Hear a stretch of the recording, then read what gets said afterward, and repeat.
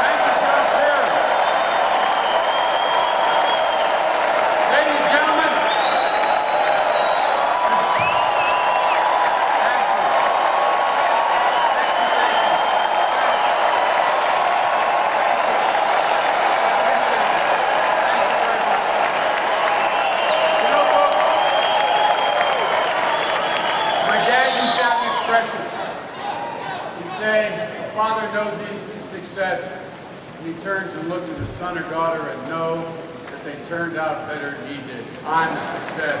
I'm a hell of a success. Oh, I love you. I'm so proud of you. I'm so proud of the son you become. I'm so proud of the father you are. And I'm also so proud of my son Hunter and my daughter Ashley. And my wife Jill. The only one who leaves me both breathless and speechless at the same time. It's an honor to share this stage tonight with President Clinton, a man who I think brought this country so far along that I only pray we do it again.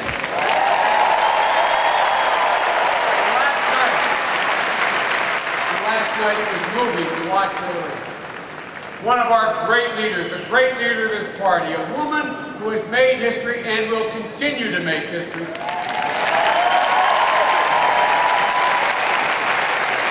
Colleague, my friend, Senator Hillary Clinton.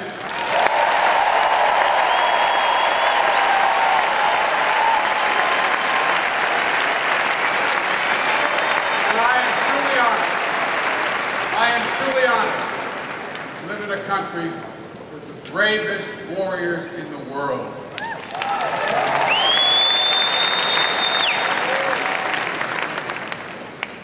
And I'm honored to represent the first state, my state, the state of Delaware. Since I've never been called a man of few words, let me say this simply as I can.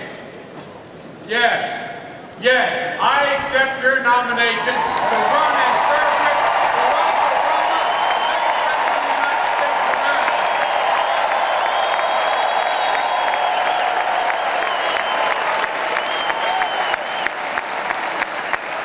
Let me make this pledge to you right here and now.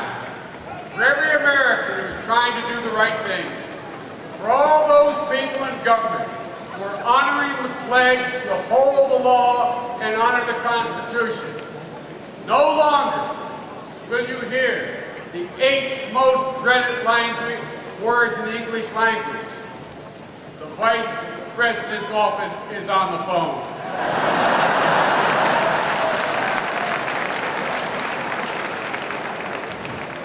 Barack and I took very different journeys to this destination. We share a common story. Mine began in Scranton, Pennsylvania, and then Wilmington, Delaware. My dad who fell on hard times, always told me though, champ, when you get knocked down, get up. Get up. I was taught that by my dad. God, I wish my dad was here tonight. But I thank God and I'm grateful that my mom, Catherine Eugenia Finnegan Biden, is here tonight.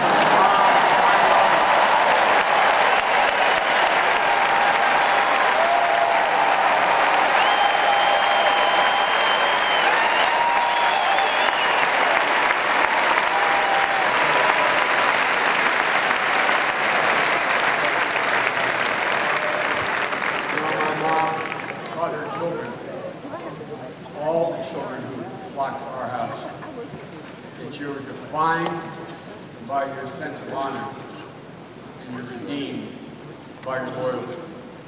She believes that bravery lives in every heart, and her expectation is that it will be summoned.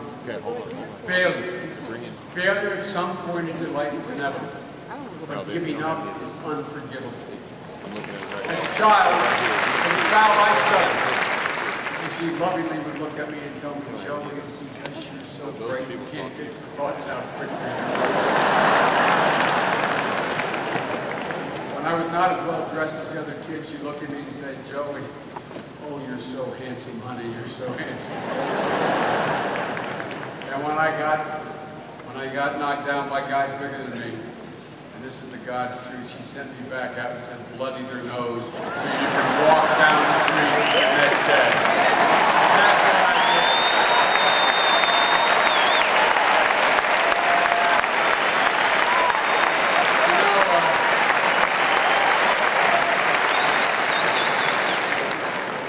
After the accident, she told me, she said, Joey, God sends no cross which you cannot bear.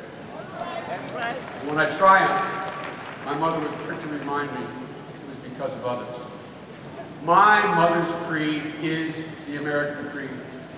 No one is better than you. Everyone is your equal, and everyone is equal to you.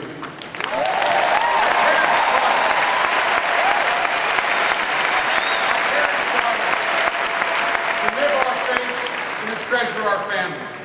We learned the dignity of work, and we were told that anyone can make it if they just try hard enough. That was America's promise.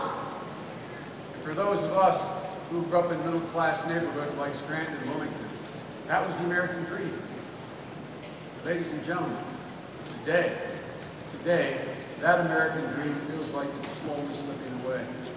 I don't have to tell you that. You feel it every single day in your own lives. I've never seen a time when Washington has watched so many people get knocked down without doing anything to help them get back up. Almost every single night I take the train home to Wilmington, Delaware. Sometimes very late. As I sit there in my seat and look out that window, I see those flickering lights of the homes that pass by. I can almost hear the conversation they're having at their kitchen table after they put their kids to bed. Like millions of Americans, they're asking questions as ordinary as they are profound. Questions they never, ever thought they'd have to ask themselves. Should mom move into this now that dad's gone? $50, $60, $70 just to fill up the gas tank. How in God's name is winter coming? How are we going to heat the home? Another year, no raise. Did you hear? Did you hear they may be cutting our health care at the company? Now we owe more money on our home than our home is worth. How in God's name are we going to send the kids to college? How are we going to retire to? You know, folks, that's the America that George Bush has left us. And that's the America we'll continue to get if John McCain is elected president.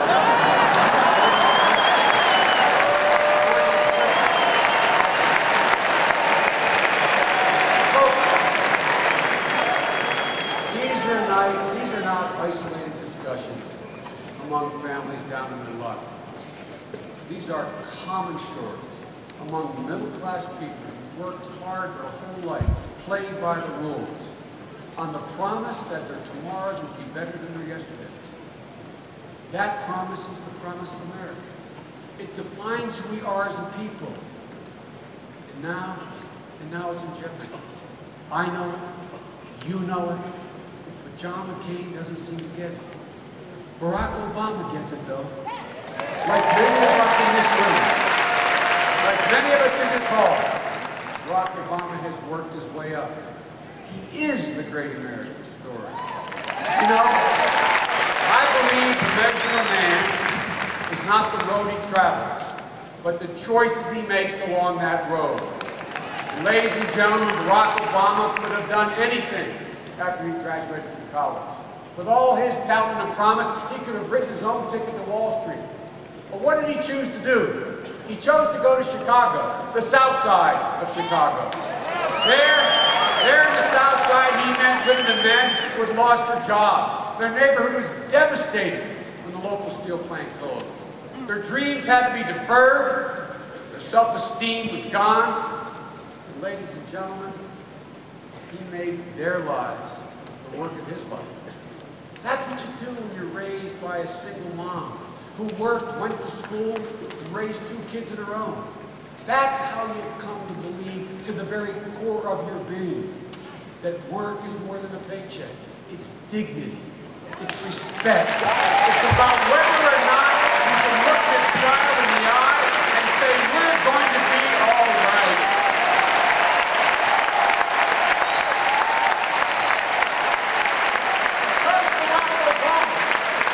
Because Barack Obama made that choice, 150 more children and parents have health care in Illinois. He fought to make that happen. Because Barack Obama made that choice, working families in Illinois pay less taxes, and more people have moved from welfare to the dignity of work, and he got it done. When he came to Washington, John and I watched with amazement how he hit the ground running, leading the fight to pass the most sweeping ethics reform in a generation. He reached across party lines to pass a law that helped keep nuclear weapons out of the hands of terrorists.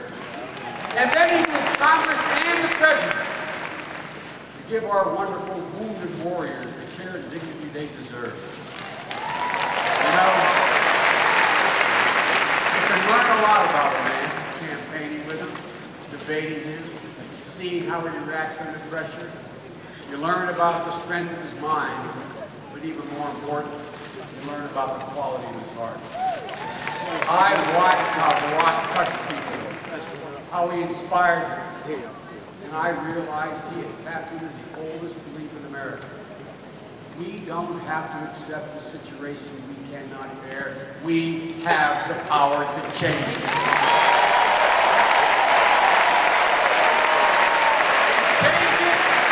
Change it is exactly what Barack Obama will do. That's what he'll do for this country. You know, John McCain is my friend, and I know you hear that phrase used all the time in politics. I mean it. John McCain is my friend. We've traveled the world together. It's a friendship that goes beyond politics. And the personal courage and heroism demonstrated by John still amazes me. But I profoundly disagree with the direction John wants to take this country from Afghanistan to Iraq, from Amtrak to veterans. You know, John thinks that during the Bush years, quote, we've made great economic progress. I think it's been abysmal. And in the Senate, John has voted with President Bush 95%, and that is very hard to believe. And when John McCain proposes $200 million in new taxes for corporate America, $1 billion alone for the largest companies in the nation, but no relief for 100 million American families, that's not change, that's more of the same.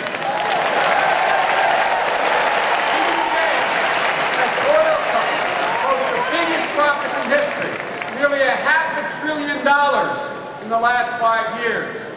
John wants to give him another $4 billion in tax breaks.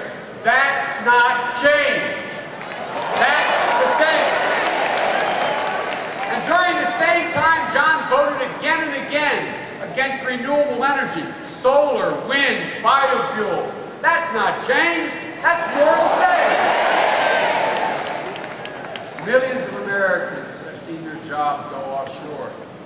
Yet John continues to support tax breaks for corporations that send them there. That's not change. That's more the same. He voted 19 times against the minimum wage for people who are struggling just to make it to the next day. That's not change. That's more the same. When he says he continue to spend $10 billion a month, when the Iraqis have a surplus of nearly $80 billion, that's not change. That's not change. Give the hell, Joe. The choice in this election is clear. These times require more than a good soldier. They require a wise leader. A leader who can change. Change that everybody knows we need. Barack Obama is going to deliver that change. Because I want to tell you, Barack Obama will reform our tax code. He will cut taxes for 95% of the American people who draw paychecks.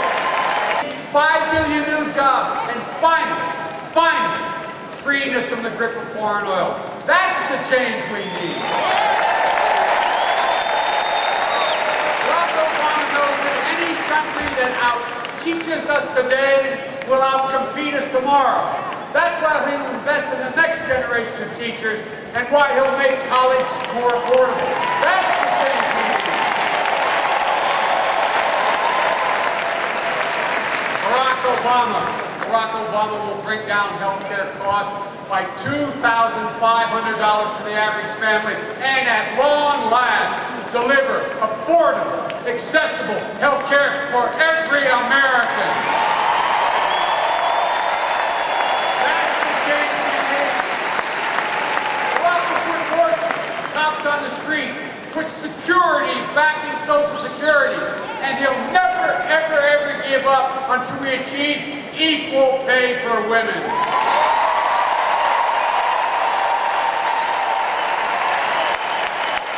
That's the change we need. And as we gather here tonight, our country is less secure and more isolated than it has been any time in recent history. The Bush foreign policy has dug us into a very deep hole with very few friends to help us climb out. And for the last 7 years, the administration has failed to face the biggest forces shaping this century. The emergence of Russia, China, and India as great powers, the spread of lethal weapons, the shortage of secure supplies of energy, food, and water, the challenge of climate change, and the resurgence of fundamentalism in Afghanistan and Pakistan, the real central front in the war on terror. Ladies and gentlemen, in recent years and in recent days, we've once again seen the consequences of the neglect, of this neglect, with Russia challenging the very freedom of the new democratic country of Georgia. Barack and I will end that neglect. We will hold Russia accountable for its actions, and we will help the people of Georgia rebuild. I've been on the ground in Georgia, Iraq, Pakistan, Afghanistan, and I can tell you in no uncertain terms, this administration's policy has been an abysmal failure. America cannot afford 4 more years of this failure. And now, despite being complicit in this catastrophic foreign policy, John McCain says Barack Obama is not ready to protect our national security. Now let me ask you this. Whose judgment do you trust? Should you trust the judgment of John McCain when he said only 3 years ago, Afghanistan, we don't read about it anymore in the papers because it succeeded. Or should you believe Barack Obama, who said a year ago, we need to send 2 more combat battalions to Afghanistan? The fact of the matter is, as fighting the Taliban, the people who actually attacked us on 9/11, they've regrouped in the mountains between Afghanistan and Pakistan, and they are plotting new attacks. And the chairman of the Joint Chiefs of Staff has echoed Barack's call for more troops. John McCain was wrong, and Barack Obama was right.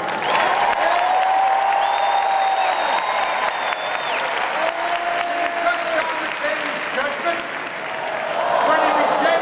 when he rejected talking with Iran and then asked what is there to talk about? Or Barack Obama, who said, we must talk and make clear to Iran that it must change. Now, after 7 years of denial, even the Bush administration recognizes that we should talk to Iran because that's the best way to ensure our security. Again and again, John McCain has been wrong and Barack Obama is right. Should we trust John McCain's judgment when he says we can't have no timelines to draw down our troops from Iraq and we must stay indefinitely? Or should we listen to Barack Obama, who says shift the responsibility to the Iraqis and set a time to bring our combat troops home? Now, after 6 long years, the administration and the Iraqi government are on the verge of setting a date to bring our troops home. John McCain was wrong and Barack Obama was right.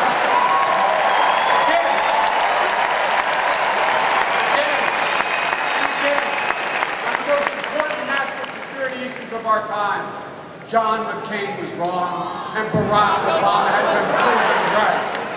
Folks, remember when the world used to trust us? When they looked to us for leadership? With Barack Obama as our president, they'll look at us again, they'll trust us again, and we'll be able to lead again. Folks, Bill and I are truly honored to join Michelle and Barack on this journey. When I look at their young children, when I look at my grandchildren, I know why I'm here. I'm here for their future. I'm here for everyone I grew up with in Scranton and Wilmington. I'm here for the cops and the firefighters, the teachers and the assembly line workers. And folks whose lives are the very measure of whether the American dream endures. Our greatest presidents from Abraham Lincoln to Franklin Roosevelt and John Kennedy, they all challenged us to embrace change. Now it is our responsibility to meet that challenge. Millions of Americans have been knocked down. And this is the time as Americans together, we get back up together. Our debt to our parents and our grandparents is too great. Our obligation to our children is too sacred. These are extraordinary times. This is an extraordinary election. The American people are ready. I am ready. Barack is ready. This is his time. This is our time. This is America's time. God bless America, and may God protect our troops.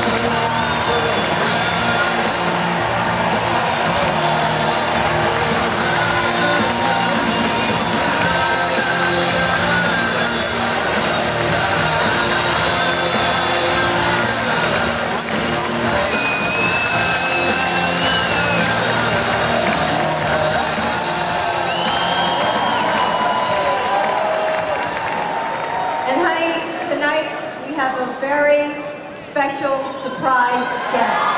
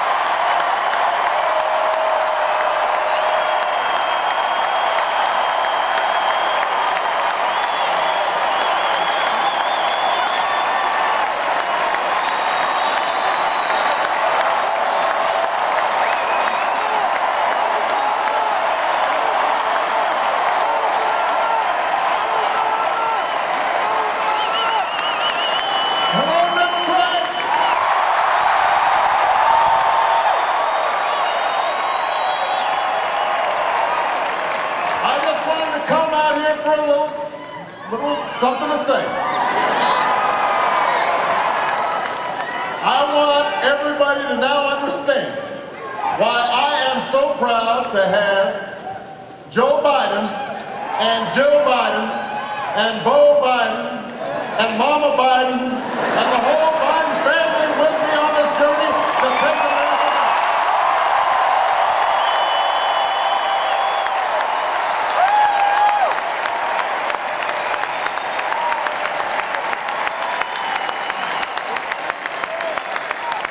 I think the convention's gone pretty well so far. What do you think?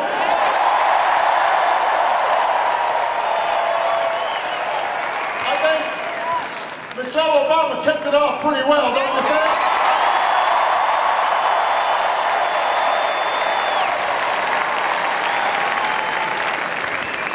If I'm not mistaken, Hillary Clinton rocked the House last night.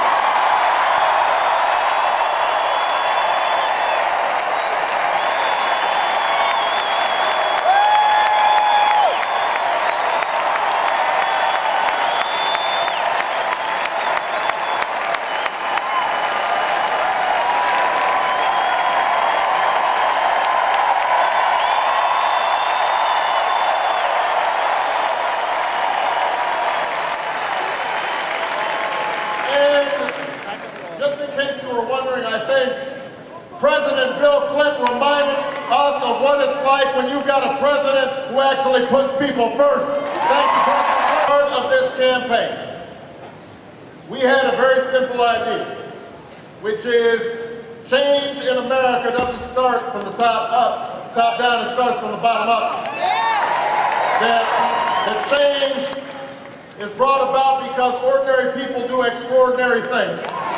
And so we want to open up this convention to make sure that everybody who wants to come can join in the party and join in the effort to take America back. I think we are going to have a great night.